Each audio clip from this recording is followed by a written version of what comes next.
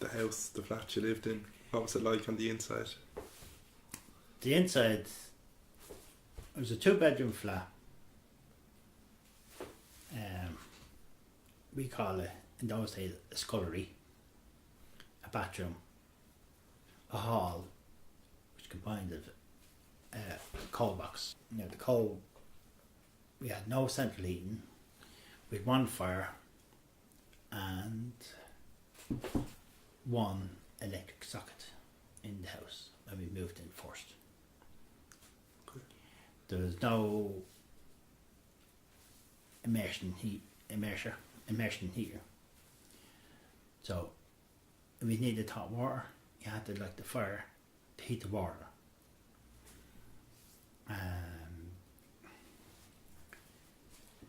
And that meant during summertime you had no hot water unless you boiled the kettle. Banglies was, you used to hide on them. If you didn't want to go to shop, you used to hide on the Banglies. See, on the ground you wouldn't be able to see it, or on the second, if you hid on them. Or you'd sit on the Banglies in the summer and talk and tell stories. Or you'd play under the stairway where no one could see you, and you'd be telling ghost stories or telling things what was going on in the home or whatever, secrets. Then if there was once, I can remember, the man died on the 4th landing, and the man bringing up the coffin, we said he has to get a ladder to bring that coffin up, but he brought her up the stairways, but a tone, and then going in. And but when the man was in the coffin, we said, how are you going to lift that up? Yeah.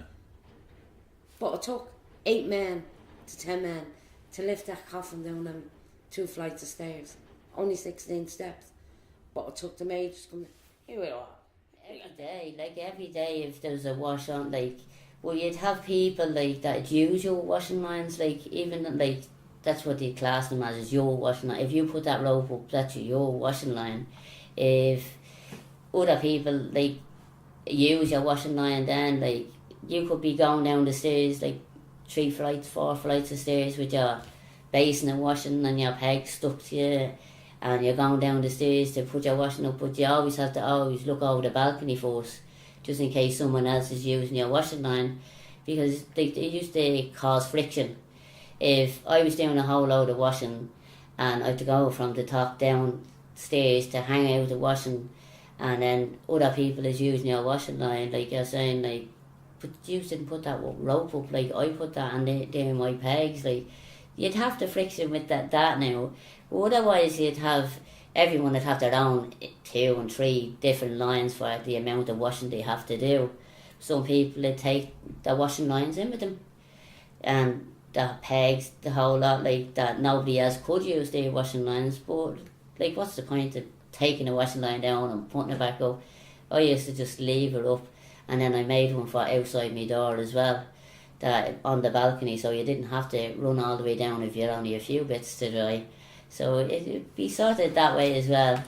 But it's great to see all the washing blown in the block where it was always busy and running through. But the washing lines were dangerous as well at times, where in the night time, if you were running and there was no washing on lines and you didn't see the rope, you'd be clotheslined you'd get a mark around your neck from, you'd be playing chasing, or even kids, it happened a couple of times where they'd be playing chase and running through the lines and didn't see that where the line was, and they'd be took off their feet half the times and you didn't see the rope. If half of the ropes would be a luminous ordnance that you could see, and kids would still end up by turning back with their friends chasing them, they'd turn and then they'd get caught in them as well. But yeah, you'd have many arguments most times over washing lines. But if you were easy going, you'd say, look, you could use the line, not a bother. My earliest memories of life in Teresa's Gardens was when I was brought home from hospital. I reckon I was at the age of 4, and as far as I can remember, it seemed to be a black taxi I was brought home in, and the first memories of the flats was the pram sheds with the portholes on them. I thought it was a ship, they're my very first memories. How were you dressed? Well, mine was basically made. It was made to measure. You'd go to a woman in the flats, and she'd go, and you'd stand there in your underwear, your vest, and your underwear, and then you'd get measured by these elderly women, and the excitement of it altogether, like, it's just like, it's my time to make my communion, and it's actually happening. And it gets closer with getting yourself measured, and they're so precise, like, with their measurements as well. Like, they tell you not to move, or a needle stick in you, you know. Like, it's very tradition with the women. Like, nowadays you have to go out and buy it out of shops. So the old tradition is gone basically now, where all the other, like, it should be in the generation to be able to make your own clothes, where that era is gone. It's all computers and Google what they like nowadays. But the tradition I always loved, like, with, like, going and meeting your nanny, to go to her friend's house to get yourself measured for your dress, your veil, and then you get your coat.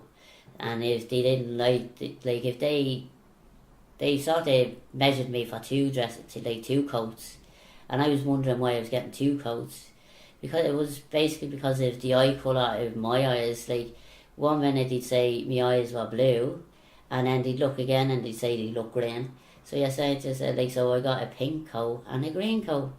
So that's the way I saw it, and a little pair of sandals, and you know, it was great, like, around that area, like, to get measured, and all the excitement that's coming up to your communion as well.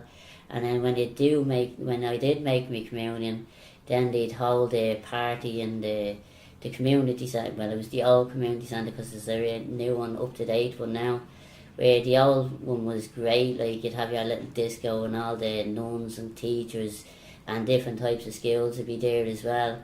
Like, we'd have one big party, and then they'd have raffles and stuff like that at the end, like, during the party as well. So